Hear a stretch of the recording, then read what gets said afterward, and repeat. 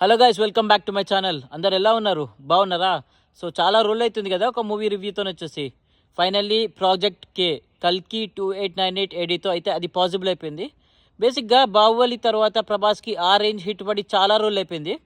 So మరి ఈ కల్కి ఎలా ఉందో చూసేద్దాం. బేసిక్గా నాకు కల్కి మూవీలో నచ్చింది character elevations and graphics.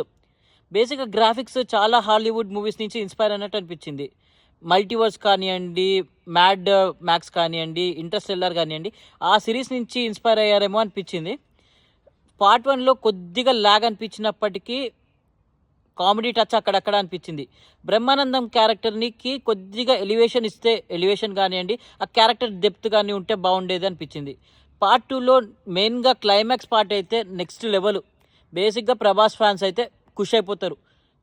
Movie review ఏంటంటే ఒకసారి మూవీని థియేటర్లో చూసి మీరే డ్రాప్ చేయండి. మళ్ళీ కలుద్దాం.